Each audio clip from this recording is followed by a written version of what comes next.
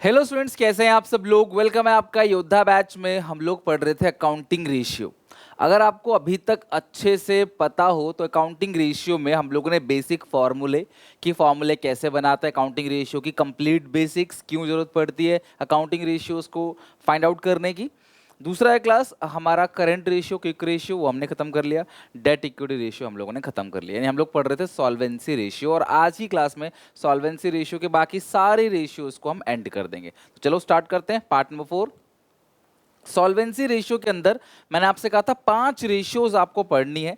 सबसे पहली रेशियो थी डेट टू इक्विटी रेशियो, दूसरी है प्रोप्राइटरी रेशियो, तीसरा है total asset to debt ratio जो हमने क्लास कवर कर लिया ऑलरेडी, चौथा रेशियो क्लास आपका है इंटरेस्ट कवरेज रेशियो, और पांचवा नया रेशियो है debt to capital employed ratio. Right, तो स्टार्ट करते हैं हम लोग प्रोप्राइटरी रेशियो से। क्लास इसका फॉर्मूला होता है कि नाम से याद रखना क्लास, प्रोप्राइटरी रेशियो यानी proprietors fund upon total asset. ठीक है, या प्रोप्राइटर्स फंड को हम लोग शेयर होल्डर्स फंड या प्रोप्राइटर्स फंड, इसी को क्लास हम लोग इक्विटी भी बोलते हैं। ठीक है, एक ही बात है, अपॉन टोटल असेट। तो प्रोप्राइटरी रेशियो का फॉर्मूला हो गया class share holder fund upon total asset, कुल मिला के इक्विटी अपॉन टोटल असेट। जैसे डेट टू इक्विटी रेशियो में हमें बताता है कि डेट कितना है और इक्विटी कितना है, बिजनेस का डेट और इक्विटी का शेयर रेशियो कितना है। ये बताता है कि जो टोटल असेट है आपके पास उसमें से शेयर होल्डर्स का फंड कितना है, यानी शेयर होल्डर ने खुद कितना लगाया। लाइक टोटल असेट है 100 करोड़ का, शेयर होल्डर ने लगाया 20 करोड़, तो 0.2 आएगा रेशियो ये, यानी कि 0.2:1 कि शेयर होल्डर अपना जो है वो टोटल एसेट का 20% पैसा बिजनेस में लगा रहा है। तो ये रेशियो बताता है कि आपकी जो टोटल एसेट्स है उसमें से आपका शेयर होल्डर फंड कितना है। ठीक है, आइए क्लास सवाल बनाते हैं। अच्छा, अब मुझे बताने की जरूरत नहीं है क्लास, इक्विटी का formula ESC plus PSC plus reserve surplus, जो हमने पहले पढ़ा सेम सेम वही है। Total asset equal to non current asset plus investment या प्लस करंट एसेट, इनको जोड़ोगे तो आपका टोटल एसेट आ जाएगा। Right, question number 16, from the following data calculate proprietary ratio. अच्छा, टोटल डेट दे रखा है क्लास आपको, कैपिटल एम्प्लॉयड दे रखा है, करंट एसेट दे रखा है, वर्किंग कैपिटल दे रखा है। तो जब भी क्लास आपको वर्किंग कैपिटल गिवन हो, if in question working capital is given, तो वर्किंग कैपिटल का फॉर्मूला लगाओगे CA minus CL। Working capital हमको पता है 5 लाख का है, करंट असेट जो है हमें दे रखा है 25 लाख का, माइनस करंट लायबिलिटी हमें नहीं पता। ठीक है, इधर भेज दो, current liability is equal to 5, उधर चला जाएगा माइनस में, तो करंट लायबिलिटी आ गया 20 लाख। ठीक है, अच्छा अब ये फॉर्मूला आपको निकालना क्या है class, proprietary ratio, share holder fund चाहिए आपको अपॉन टोटल असेट चाहिए। ठीक है, तो हम एक काम करते हैं, हमें कैपिटल एम्प्लॉयड दे रखा है, अगर आप देखोगे ना ये बैलेंस शीट है, बैलेंस शीट में सारी चीजें कैपिटल एम्प्लॉयड रहती है, मैंने बताया था क्लास आपको, सारी की सारी चीजें, एक ही चीज बच जाती है बस, वो क्या है क्लास, करंट लायबिलिटी। तो इस क्वेश्चन में आपको कैपिटल एम्प्लॉयड दिया 50 लाख, तो ये है आपका 50 लाख का, करंट लायबिलिटी आपने निकाला 20 लाख का, तो ये टोटल क्लास कितना आ गया 70 लाख। तो अगर ये 70 लाख है तो ये भी 70 लाख होगा, यानी टोटल असेट जो है वो 70 लाख हमारा आ गया। अब हमें चाहिए शेयर होल्डर फंड। अच्छा एक बात बताओ, टोटल डेट 60 लाख का है, अगर मैं बोलूँ आपको टोटल डेट जो है वो 60 लाख का है, जिसमें से करंट लायबिलिटी 20 लाख का है, तो नॉन करंट लायबिलिटी कितना होगा, ऑब्वियसली 40 लाख। टोटल डेट है 60 लाख, फॉर्मूला लगा लो, total debt is equal to long term debt plus current liability.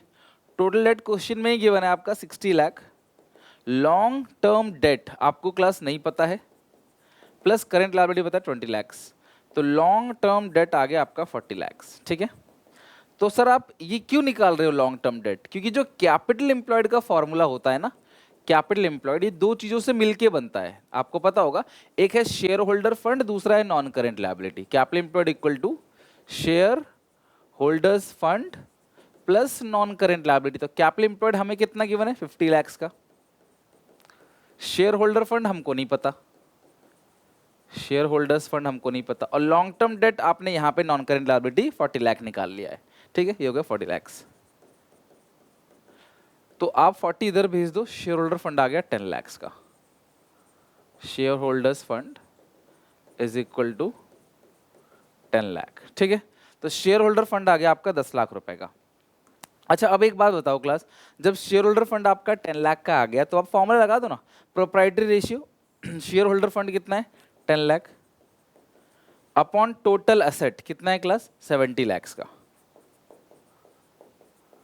तो 10 लाख अपॉन 70 लाख 10 रेशियो 70, या फिर आप इसे अगर काटोगे 10 lakh divide by 70 lakh, 10 lakh divide by 70 lakh, it's 0.14 ratio 1। और अगर आप इसको परसेंटेज में निकालोगे तो आएगा क्लास यहाँ पे 14% के आसपास, बट जनरली रेशियो में ही निकाल लेते हैं इसको, तो 0.14 रेशियो 1 ये आ गया आपका प्रोप्राइटरी रेशियो। हमें दो चीजें चाहिए, शेयर होल्डर फंड चाहिए और टोटल एसेट चाहिए। तो हम टोटल असेट साइड से नहीं निकाल रहे इस क्वेश्चन में, बिकॉज असेट साइड से नहीं निकलेगा। तो हमें करंट असेट दिया है, वर्किंग कैपिटल दिया, हमने करंट लायबिलिटी निकाल लिया, टोटल डेट में से करंट लायबिलिटी घटाया, नॉन करंट लायबिलिटी आ गया। बाकी कैपिटल एम्प्लॉयड का फॉर्मूला है share holder fund plus non current liability, वो हमने निकाल लिया था already 40 lakhs, share holder fund आ गया आपका 10 lakhs। फिर आपने फॉर्मूला पुट कर दिया share holder fund upon total asset. Examination में जब भी करो फॉर्मूला लिख के करना, पहले फॉर्मूला फिर देन कंप्यूटेशन। 17 क्वेश्चन। अब इसी क्वेश्चन में क्लास एक क्वेश्चन है थियोरेटिकल क्वेश्चन, जहाँ पे इंक्रीज डिक्रीज, मेरे को बहुत रिक्वेस्ट आती है बच्चों की सर इंक्रीज डिक्रीज वाले क्वेश्चन जरूर कराना, इसलिए क्लास में यहाँ पे जो भी क्वेश्चन बन सकते हैं वो सारे यहाँ पे कवर करा रहा हूँ। और ये ऑलरेडी एग्जामिनेशन में आ चुके हैं, है ना, लास्ट ईयर्स में, तो इसकी क्लास जो क्रेडिबिलिटी है वो बहुत ज़्यादा है। प्रोप्राइटरी रेशियो 0.80 रेशियो 1 है, तो 0.80 रेशियो 1 मतलब मैं इसको ऊपर वाले को मान लेता हूँ 8 लाख और नीचे वाले को मान लेता हूँ 10 लाख, तभी आंसर आएगा 0.80 रेशियो 1, यानी कि 80%। अब आपको बताना है कि ये जो ट्रांजैक्शंस नीचे हो रही हैं 4 ट्रांजैक्शंस, इससे अकाउंटिंग रेशियो जो प्रोप्राइटरी रेशियो है वो बढ़ेगा, घटेगा या कोई भी चेंज नहीं आएगा इसमें। तो सबसे पहली चीज इसके अंदर है obtain a loan from bank 2 lakh payable after 5 year. अच्छा, आपने बैंक से लोन ले लिया तो नेट इम्पैक्ट पड़ेगा क्या? आप या तो यहाँ पे फिगर से दिखा दो टीचर को या नॉर्मली समझा दो, तो मैं दोनों से समझा देता हूँ। ये रहा class share holders fund, formula इसका प्रोप्राइटरी रेशियो का फॉर्मूला है share holders fund upon total asset. तो अगर आप लोन लोगे तो बैंक बैलेंस बढ़ जाएगा, कितने से क्लास 2 लाख से। अगर आप लोन लेते हो तो बैंक में बैलेंस आएगा आपके, लेकिन साथ में लाइबिलिटी भी बन जाएगा जो कि यहाँ कहीं नहीं आता। तो अगर किसी भी रेशियो में फ्रैक्शन में डिनोमिनेटर ऐड करोगे तो obviously class this leads to, आप क्या लिखोगे अगर नॉर्मल लिखते हो, this leads to increase in total asset, ठीक है, and no change in share holder fund, hence ratio will decrease, ratio goes down, ratio decrease हो जाएगा। अदरवाइज आप यहाँ से दिखा दो, पहले रेशियो था 0.8 रेशियो 1, आप अगर बैंक से 2 लाख का लोन ले लोगे तो ऊपर 8 लाख नीचे 12 लाख, अब जो रेशियो आएगा वो आएगा 0.67 रेशियो 1, हेंस रेशियो डिक्रीज। आप ऐसा प्रूव करके भी दिखा सकते हो। If we take loan of ₹2 lakh, तो लोन लेने से बैंक बैलेंस इंक्रीज हो जाएगा, टोटल एसेट आपका बढ़ जाएगा 10 से 12 और आपका रेशियोज घट जाएगा proprietary ratio. Purchase of machinery for cash, machine खरीदा तो मशीन खरीदोगे टोटल एसेट क्लास, ये तो पुराना था हटा दो, मशीन खरीदोगे तो मशीन आएगा, टोटल एसेट बढ़ जाएगा। अब आपने कैश से खरीदा है तो कैश चला जाएगा, तो नेट इफेक्ट 0 यानी कि नो चेंज।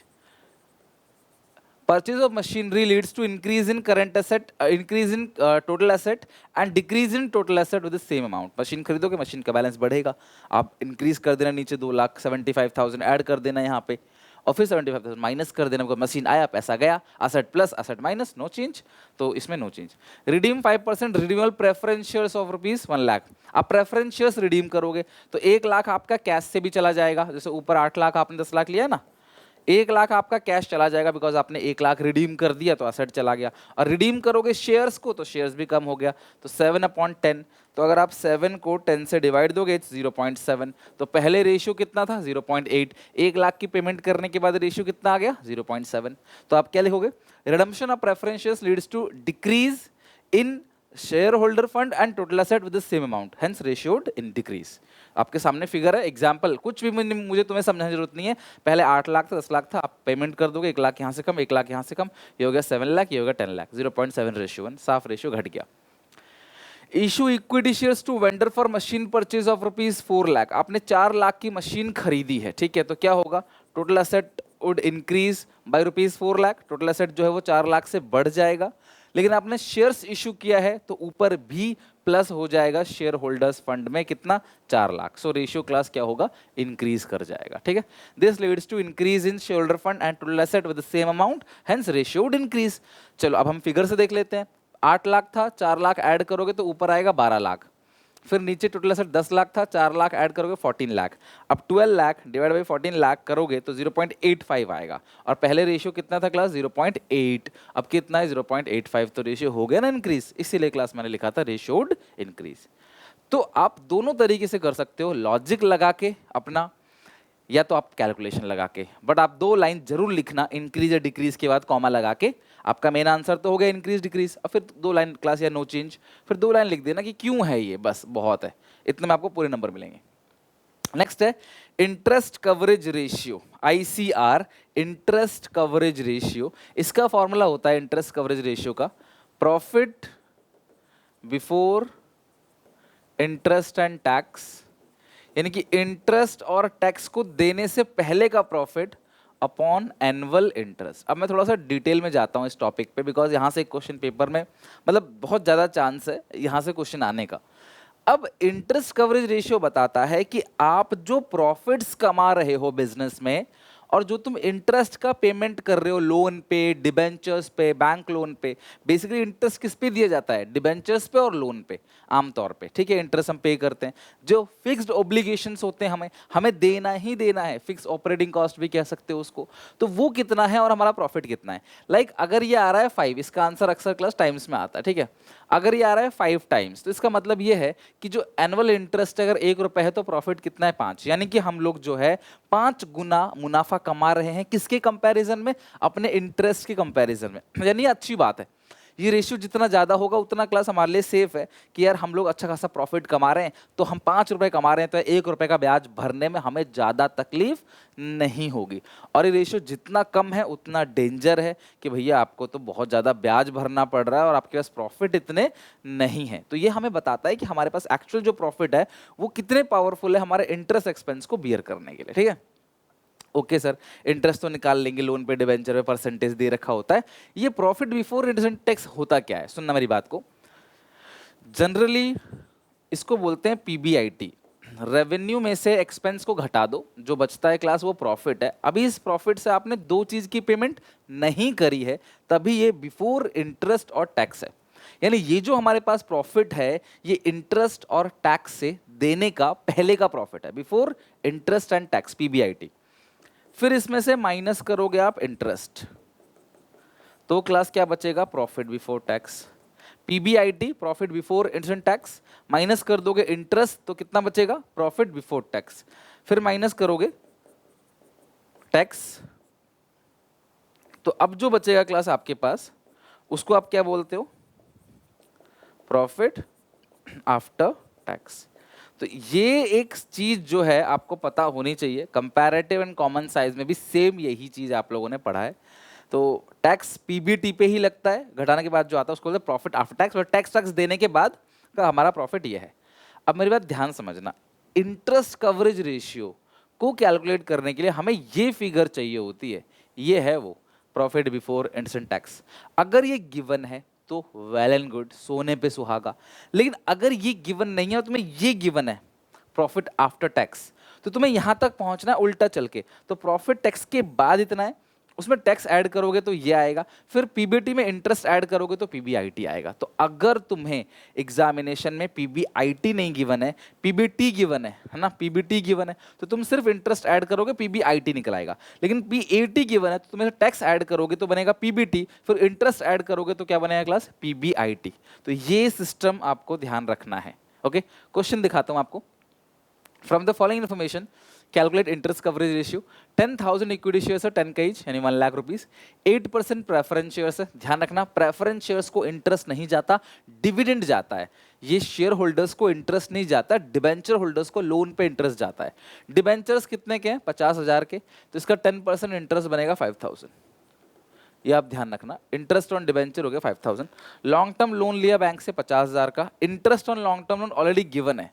तो इस क्वेश्चन में 2 इंटरेस्ट है, पहला डिबेंचर्स का इंटरेस्ट 5,000, फिर जो लोन लिया है इस लोन का interest 5,000। Total interest in this question would be 50,000। Net profit after tax दे रखा है और टैक्स का फिगर भी दे रखा है। अब यार इन्होंने ना प्रॉफिट बिफोर टैक्स हमें चाहिए, इन्होंने दे दिया प्रॉफिट आफ्टर टैक्स। तो हमें चाहिए क्या क्लास, नीचे एनुअल इंटरेस्ट है 10,000 का, 5,000 का इंटरेस्ट डिबेंचर्स पे, 50,000 का 10%, और 5,000 क्लास इंटरेस्ट ऑन लोन, तो ये हो गया 10,000। हमें ऊपर चाहिए profit before interest and tax, हमें गिवन है प्रॉफिट आफ्टर टैक्स। तो अगर प्रॉफिट आफ्टर टैक्स है तो मैं इसमें टैक्स ऐड कर दूंगा जो कि है 9,000। तो ये पता है क्या आएगा, टैक्स ऐड करते ही, टैक्स ऐड करते आएगा प्रॉफिट बिफोर टैक्स, ठीक है। लेकिन हमें क्या चाहिए, बिफोर इंटरेस्ट एंड टैक्स, और इंटरेस्ट इस क्वेश्चन में 10,000 का है, 5,000 का डिवेंचर्स पे, 5,000 का लोन पे। 75 प्लस 9 84, 84 प्लस 10 94, तो ये आएगा class 94,000 upon 10,000 which is 9.4 times. यानी हमारा जो प्रॉफिट है वो 9 गुना है इंटरेस्ट के। अगर इंटरेस्ट 10,000 है तो हमारा प्रॉफिट 94,000 है, यानी 9.4 टाइम्स हम लोग प्रॉफिट कमा रहे हैं, which is good, which is a good sign कि हाँ हमारे पास इतना प्रॉफिट है कि हम अपने इंटरेस्ट की पेमेंट कर सके, ठीक है। तो ये हो गया class question interest coverage ratio का। लेकिन ये क्वेश्चन आसान इसलिए था क्योंकि यहाँ पे सारी चीजें क्लास नंबर्स में गिवन है। टैक्स जो गिवन है वो नंबर में है, एब्सोल्यूट वैल्यू में है।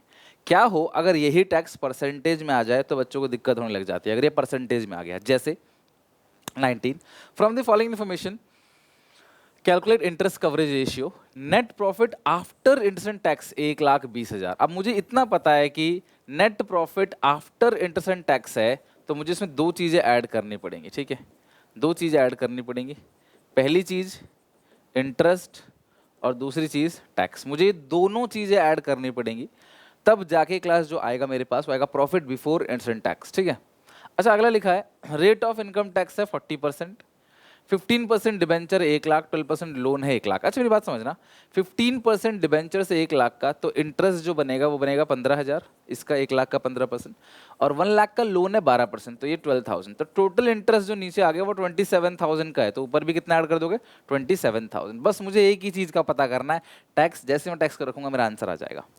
लेकिन इन्होंने ना टैक्स का रेट दे रखा है 40%। सवाल यह है मैं किस चीज़ पे 40% लगाऊं। तो मैंने आपको बता रखा है पहले भी कि जब भी आप ये जो टैक्स लगाते हो, मैंने पहले भी आपको बता रखा है कंपैरेटिव कॉमन साइज में भी, कि जब भी आप टैक्स लगाओगे वो पीबीटी पे टैक्स लगाओगे।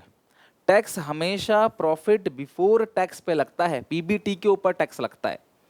टैक्स आप हमेशा पीबीटी के ऊपर लगाओगे, प्रॉफिट बिफोर टैक्स के ऊपर। तो सर यहाँ पे कहाँ है वो, तो कैसे निकालेंगे, ध्यान समझना। ये तो पीएटी है, ये क्या है क्लास आपका, PAT, net profit after tax. तो मतलब ये है क्लास, देखो scene, profit before interest and tax जो है वो हमें नहीं गिवन है, उसको एक्स मान लो आप, वो हमें गिवन नहीं है। इसमें से माइनस कर दोगे क्या, इंटरेस्ट, वो हमें गिवन है 27,000। तो जो आएगा वो आएगा profit before tax which is x minus 27,000, इसको बोलते हैं पीबीटी। फिर इसमें से घटाओगे क्लास क्या, टैक्स विच इज 40%, 40% टैक्स घटा दोगे तो जो बचेगा वो क्या बचेगा, प्रॉफिट आफ्टर टैक्स। और वो कितना है क्लास यहाँ पे, 1,20,000। प्रॉफिट आफ्टर इंटरेस्ट टैक्स यानी कि प्रॉफिट आफ्टर टैक्स वो है आपका 1,20,000 रुपए। तो ये एक इक्वेशन हमारे पास गिवन है। अब हमारे पास चांस क्या है, हम एक इक्वेशन बना लें, आप लोग करना जरूर।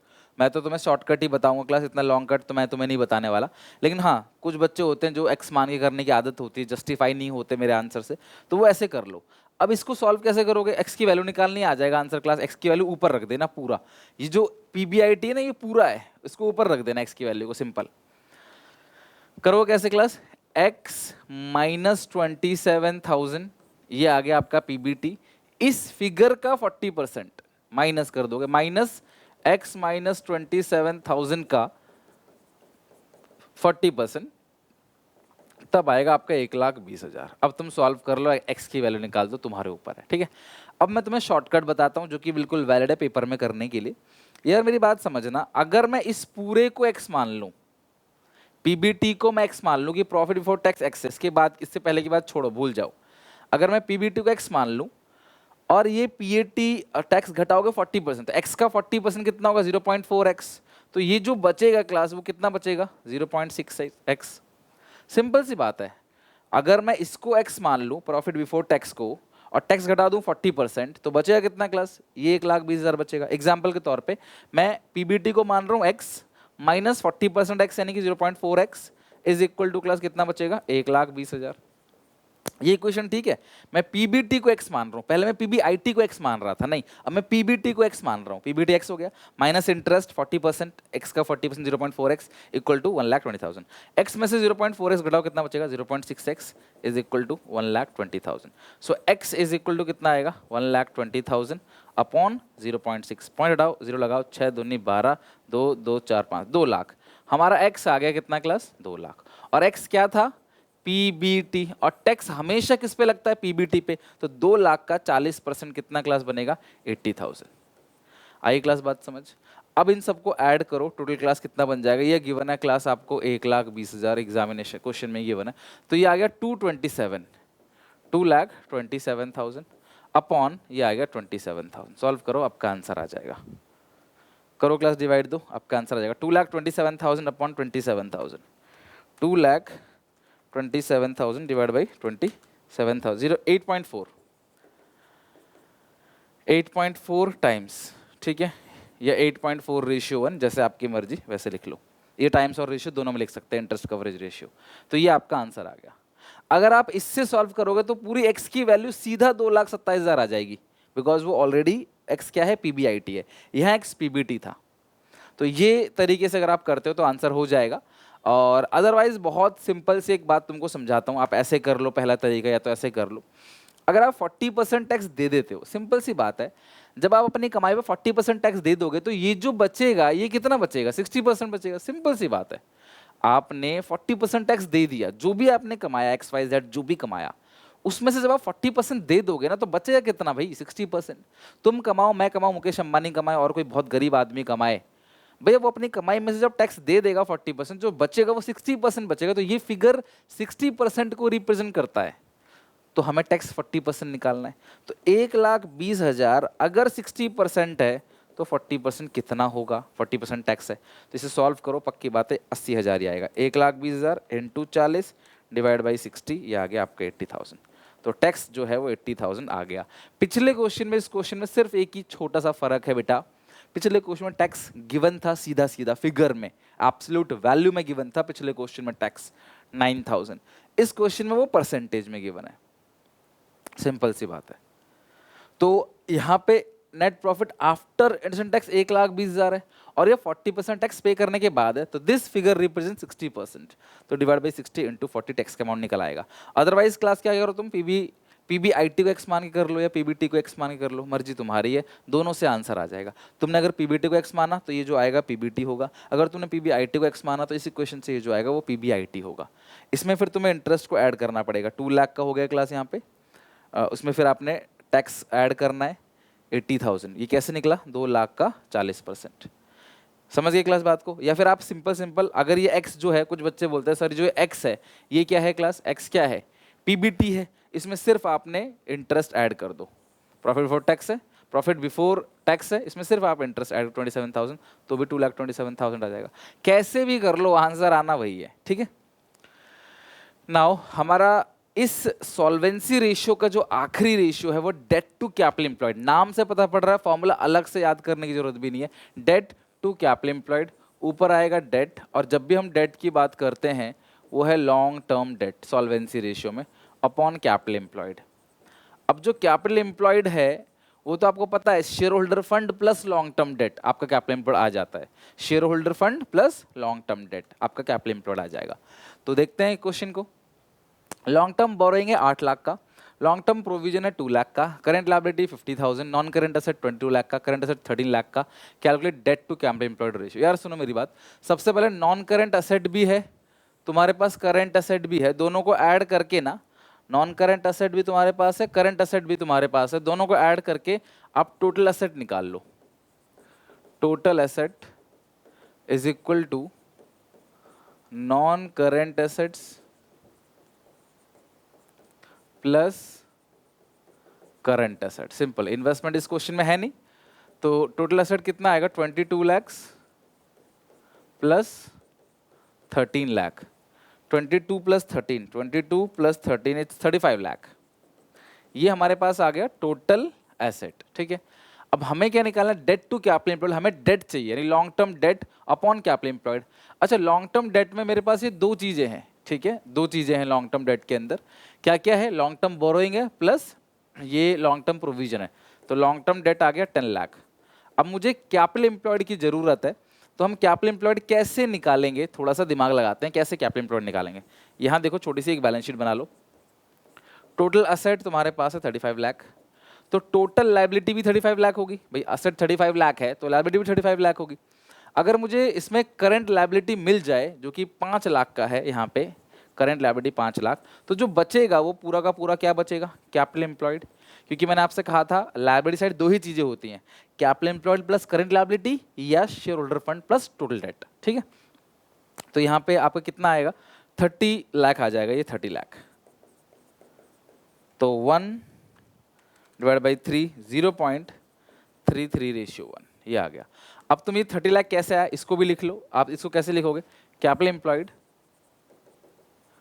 Employed is equal to total liability minus current liability.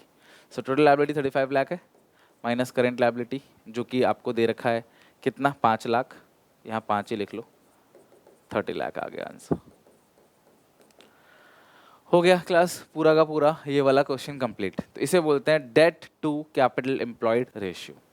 Now other question class इसी रेशियो का बनाते हैं। इसी तरीके से आप चाहो तो वीडियो पॉज करके ना इस क्वेश्चन को खुद भी बना सकते हो, बिकॉज ये क्वेश्चन सच में आसान है। आप खुद भी बना सकते हो वीडियो पॉज करके, क्योंकि वैसा ही जैसे मैंने अभी कराया। शेयर होल्डर फंड दे रखा है, लॉन्ग टर्म डेट आपको दे रखा है, नॉन करंट एसेट दे रखा है, करंट एसेट दे रखा है। हमें क्या चाहिए? Debt upon capital employed. Debt कितना है और कैपिटल एम्प्लॉयड कितना है, ठीक है, यानी जो हमने पैसा लगाया टोटल, है ना। ये एक तरीके से ना फाइनेंशियल लीवरेज है, जो आपने बीएसटी में पढ़ा है फाइनेंशियल मैनेजमेंट में। फाइनेंशियल लीवरेज यानी कि मेरी टोटल कैपिटल कितनी है, उसमें से डेट कितना है, डेट अपॉन कैपिटल एम्प्लॉयड। तो इस क्वेश्चन में डेट और कैपिटल एम्प्लॉयड दोनों चाहिए। तो डेट कितना है क्लास? यहाँ पे डिबेंचर्स एक ही है डेट 7.5 लाख का। अब मुझे चाहिए कैपिटल एम्प्लॉयड। तो कैपिटल एम्प्लॉयड का फॉर्मूला क्या होता है? Share holder fund plus long term debt. 15 7 22 lakh 50,000 हो गया। Debt upon capital employed 7,50,000 upon 22,50,000, 0.33 ratio. ये भी सेम आ गया जो पहले आया था, 750 अपॉन 22,50,000, 1/3, 0.33 रेशियो 1। तो ये हो गया क्लास पूरा का पूरा कंप्लीट। इसमें आपको और कुछ करने की जरूरत नहीं है, सिंपल आप कैपिटल एम्प्लॉयड का फॉर्मूला लगा दो, long term debt plus share holder fund, और बीच बीच में ना फॉर्मूले को रिवाइज कर लिया करो, सो दैट कि कहीं भी कोई हर्डल अगर आ रहा है या फिर आप भूल जाओगे लॉन्ग टर्म बात, तो अगर आप बीच में एक बार रिवीजन कर लोगे ना, तो आपको पता रहेगा हाँ एग्जैक्टली क्या है ये, आप भूलोगे नहीं इसको। तो इतने क्वेश्चन जितने मैं करा रहा हूँ, एटलीस्ट उतने क्वेश्चंस को अच्छे से प्रैक्टिस कर लेना। एसपीसीसी ऐप में, टेलीग्राम पे क्लास ये सब डाल दिया मैंने क्वेश्चन, आप चेक कर सकते हो, ठीक है। आज की क्लास में इतना ही। अगली क्लास में हम लोग पढ़ेंगे अपना एक्टिविटी रेशियो। होपफुली उसे अगली 2 क्लासेस में एक्टिविटी रेशियो को भी खत्म करेंगे, और फिर नेक्स्ट 2 क्लासेस के अंदर हम लोग अपना प्रॉफिटेबिलिटी रेशियो खत्म कर रहे होंगे। यानी ऑलमोस्ट 8 पार्ट के अंदर हमारा इशू अकाउंटिंग रेशियो पूरी तरह से खत्म हो जाएगा। तो आप भी इन प्रैक्टिस करके आना। अभी तक जितने फॉर्मूले आपको मैंने सिखाए उसे याद करके आना। मैं अगली क्लास में वो रिवीजन करा दूंगा सबसे पहले इतने फॉर्मूले, देन हम आगे चलेंगे, ठीक है। Till then take care, bye bye, मिलते हैं नेक्स्ट वीडियो में।